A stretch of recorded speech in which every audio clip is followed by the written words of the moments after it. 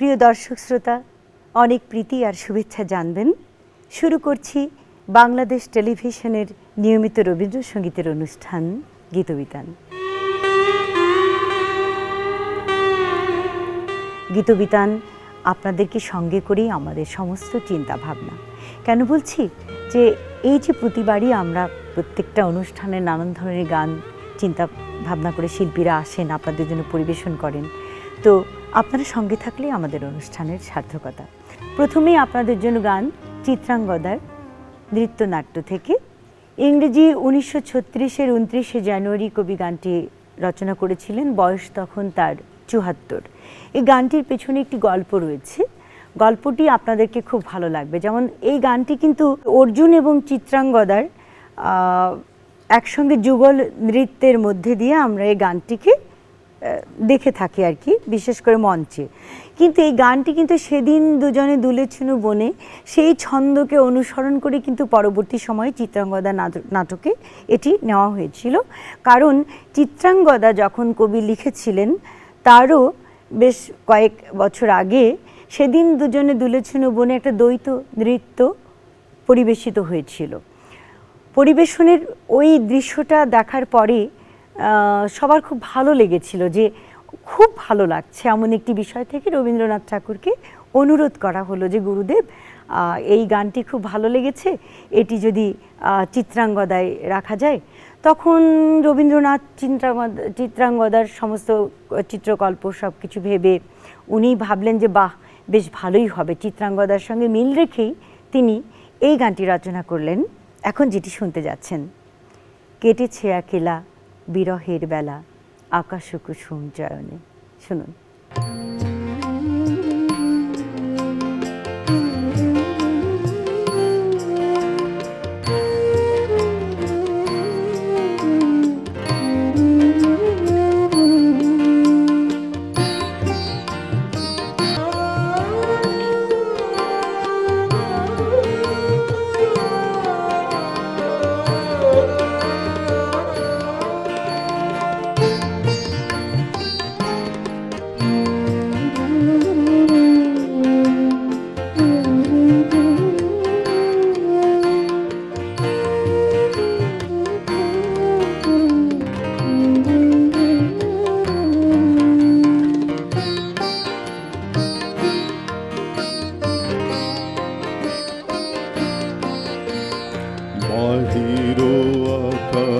থেকে গান পূজা পর্যায়ের এটি হলো ব্রহ্মসঙ্গীত এবং কবি লিখেছিলেন। বয়স তখন কবির 48 বৎসর।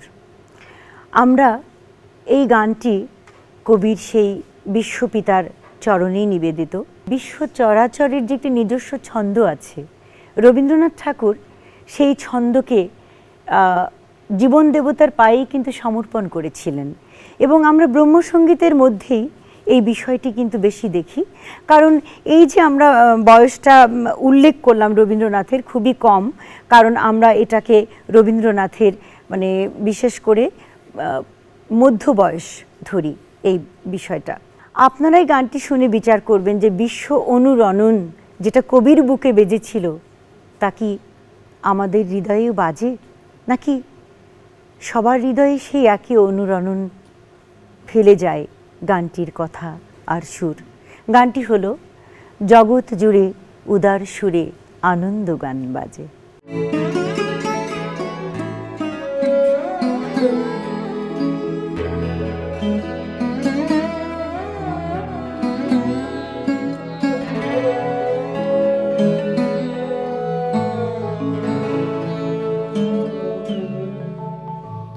জগৎ জুড়ে উদার সুরে আনন্দ গান বাজে, সে গান গাবে গভীর রাগে, বাজিবে হিয়া মাঝে।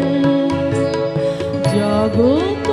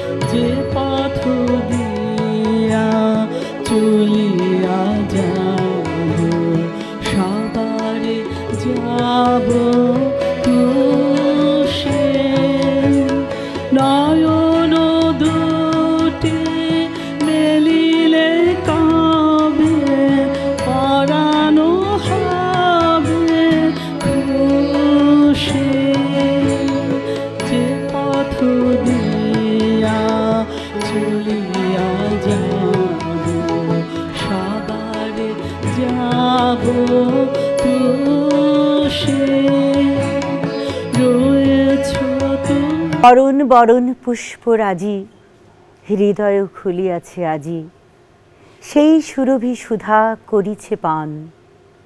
আহা, কি মধুর না! সত্যি বলতে কি, কবির এই পূজা পর্যায়ের গানটি তার 22 বৎসরের রচনা। গানটি মধ্যে কবি যে এক সুধা রসকে পান করেছেন, সেই সুধা রসের এক সুন্দর ধারা, কবি সেই সুধা রস থেকে নিজেকে বঞ্চিত করতে চাননি। চলুন আমরা গানটি শুনি।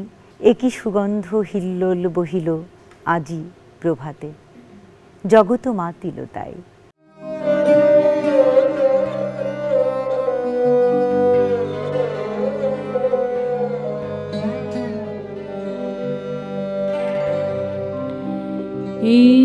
একই সুগন্ধ হিল্লোল বহিল আজি প্রভাত, জগত মাতিল তাই। একই সুগন্ধ হিল্লোল বহিল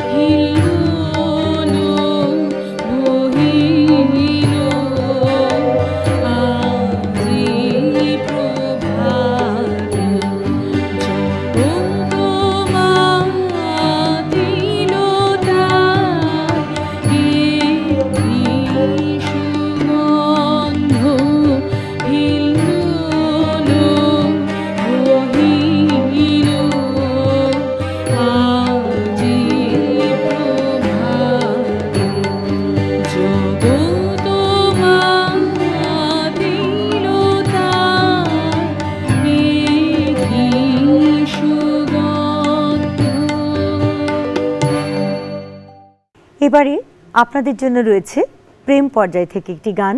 ইংরেজি 1926 সালে 4 এপ্রিল কবি লিখেছিলেন। গানটি একটু অন্যরকমভাবে আমরা ঘটনাগুলো উপস্থাপন করি আপনাদের সামনে। কবির পালিতা পৌত্রী নন্দিনীর ছোটবেলায় যে আধো আধো বল কথা কবিকে খুব আকৃষ্ট করেছিল, এবং কবি সেই আকর্ষণ থেকে কিন্তু গানটি রচনা করলেন। আর বিষয়টি কিন্তু সেখানে নয়, এটি মাত্র একটি উপলক্ষ। কবির লেখা ছোট ছোট ঘটনাকে কেন্দ্র করে পৌঁছে যায় বিশ্বের এক বিরাট দরবারে, যেখানে কবি আসন অনেক উন্নীত। আমরা পাই অভিনব সব গান। গানটি আর কিছু নয়, শুনুন। গানটি হলো অনেক কথা যাও যে বলি, কোনো কথা না বলি।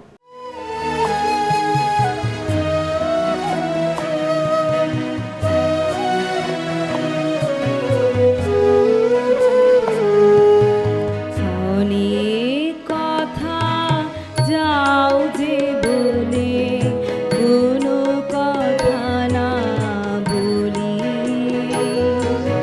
তোমার ভাষা বোঝার আশা দিয়েছি জলাঞ্জলি। অনেক কথা যাও যে বলে, কোনো কথা না বলি। তোমার ভাষা বোঝার আশা দিয়েছি জলাঞ্জলি।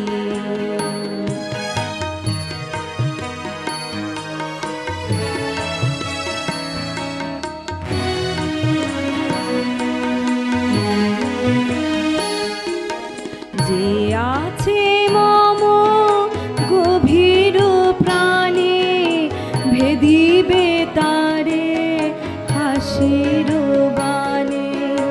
যে আছে মম গভীর প্রাণে, ভেদিবে তারে হাসির বাণে। চকিতে চাহো মুখের পানে, তুমি যে কুতুহলী। তোমারে তাই এড়াতে চাই, ফিরিয়া যাই চলি। অনেক কথা যাও যে বলে, কোনো কথা না বলি।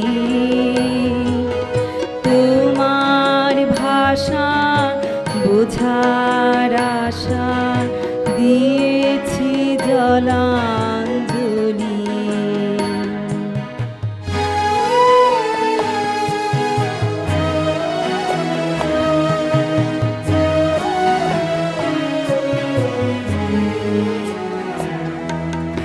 আমার চোখে যে চাওয়া খানি, ধোয়া সে আঁকিল রে। তোমারে আমি দেখিতে পাই, তুমি না পাও মোরে। আমার চোখে যে চাওয়া খানি, ধোয়া সে আঁকিল রে। তোমারে আমি দেখিতে পাই, তুমি না পাও মোরে। তোমার মনে কুয়াশা আছে, আপনি ঢাকা আপন কাছে। তোমার মনে কুয়াশা আছে, আপনি ঢাকা আপন কাছে। নিজের অগোচরে পাছে আমারে যাও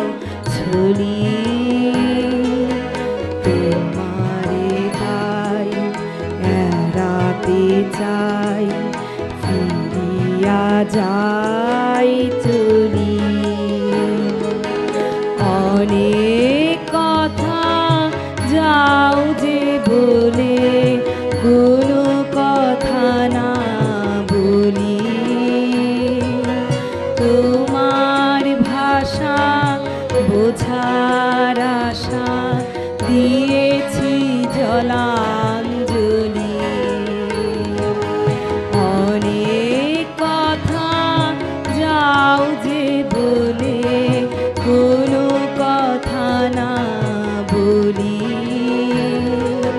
তোমার ভাষা বোঝার আশা দিয়েছি জলাঞ্জলি। প্রিয় দর্শক, আপনারা দেখছেন বাংলাদেশ টেলিভিশনের নিয়মিত রবীন্দ্রসঙ্গীতের অনুষ্ঠান গীতবিতান। এখন প্রেম পর্যায়ে যাই, চলুন সুন্দর একটি গান শোনা যাক।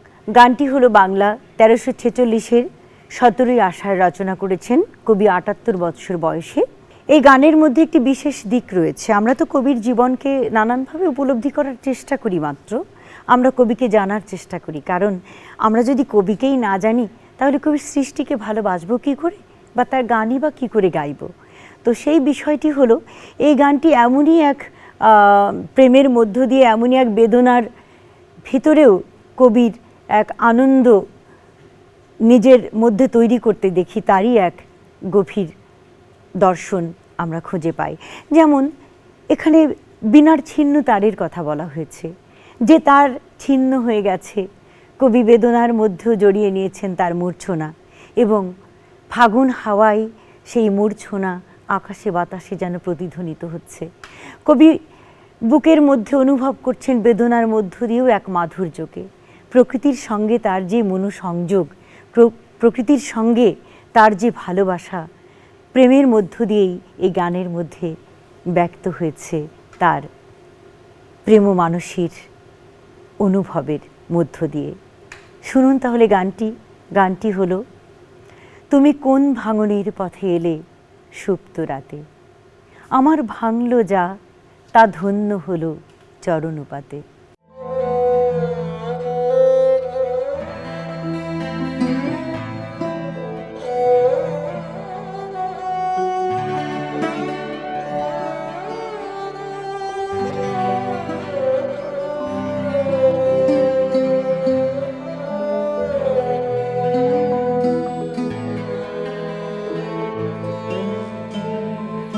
তুমি কোন ভাঙনের পথে এলে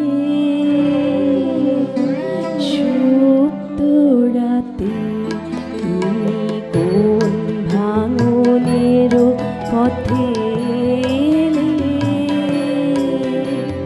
সুপ্ত রাতে, আমার ভাঙল যা ধন্য হলো চরণ পাতে।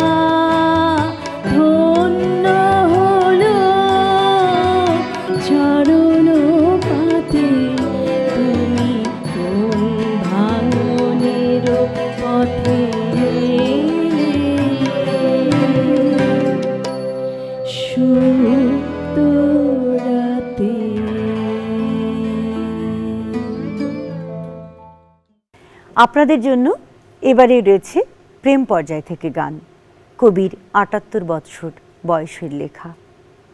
এখানে শৈলজা রঞ্জন মজুমদারের ভাষ্য অনুযায়ী জানা যায় যে এটা বর্ষা ঋতুর গানই আমরা ধরে রাখি, যে একটা বর্ষার মধ্যে একটা আবাহন রয়েছে এর মধ্যে। তো শৈলজা রঞ্জন মজুমদার একবার কবি বাড়িতে গেলেন, গিয়ে একটি ছোট্ট চিরকুট মানে বনমালীকে ডাকলেন, কবিকে যে দেখাশোনা করতো বনমালী, তাকে ডেকে টেবিলে ছোট্ট একটি কাগজ চাপা দিয়ে চলে এলেন। তাতে লেখা আছে বেহাগ এই শব্দটি। কবির চোখে পড়ল যখন, তিনি বনমালীর উপর একটি চটেই উঠলেন, বললেন যাকে তাকে বাড়িতে আসতে দিস কেন। তারপরে উনি কাগজটি তুলে নিয়ে বেহাগ শব্দটি দেখলেন এবং বললেন কি আমাকে কি এখন ফরমাসি গান লিখতে হবে। উনি একটা কপট রাগই বলতে হবে, আর সেই কপট রাগের মধ্যেই আমরা পেলাম একটা অসাধারণ প্রেমের গান, সেটি হলো আজি তোমায় আবার চাই শোনাবারে। শুনুন গানটি।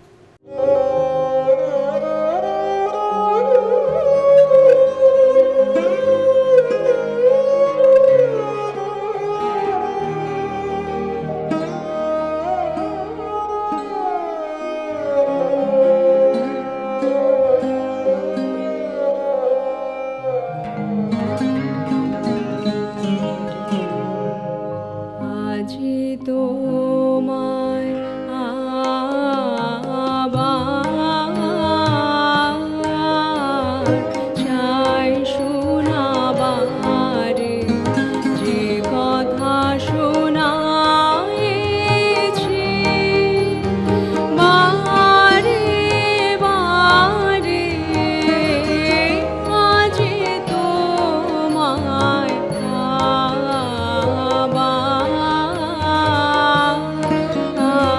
চাই শোনাবারে।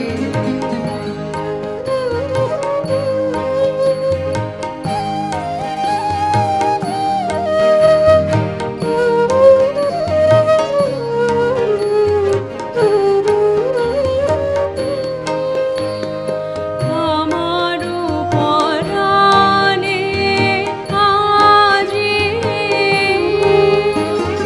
যে বাসনা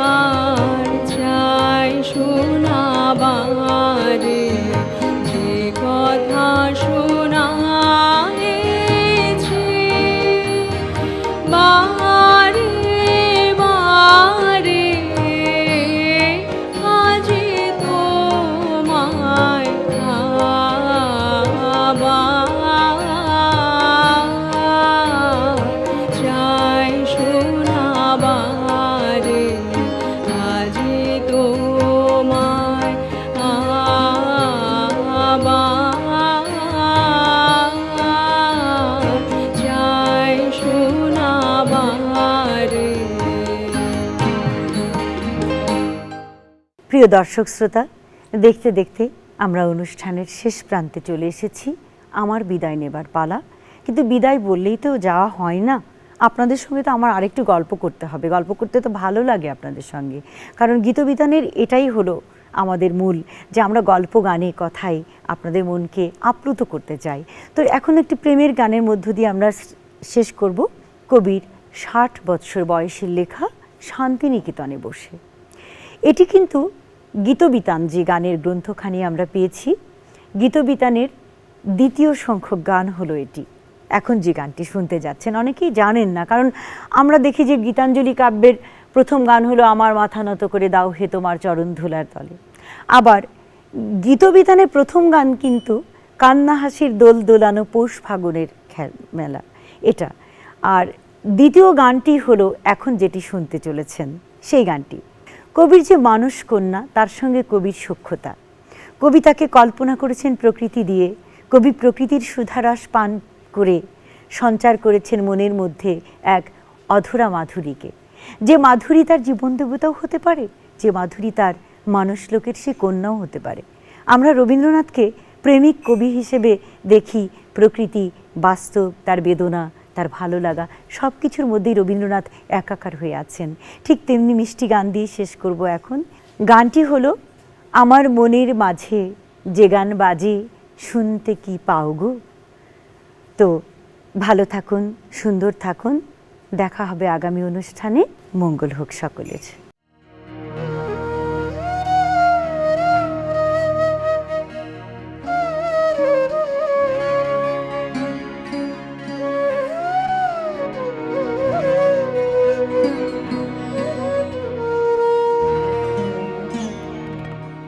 আমার মনের মাঝে যে গান বাজে শুনতে কি পাও গো। মনের মাঝে যে গান বাজে আমার চোখের পরে আভাস দিয়ে যখনই যাও গো আমার মনের মাঝে যে গান বাজে।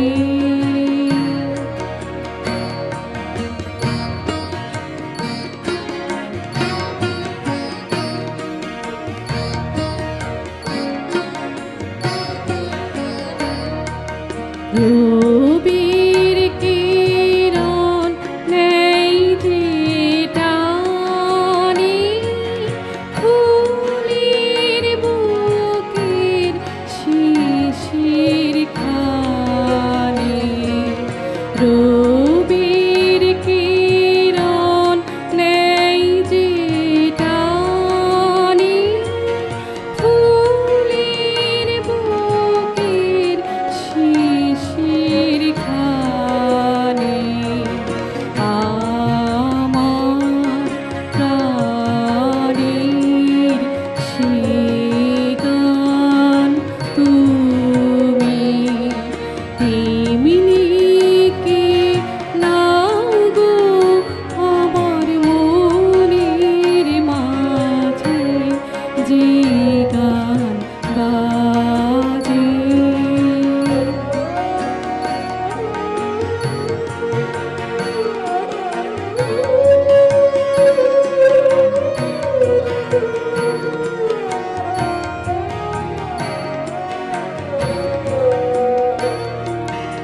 আমার উদাস হৃদয় যখন আসে বাহির পানে আপনাকে যে দেয় ধরা সে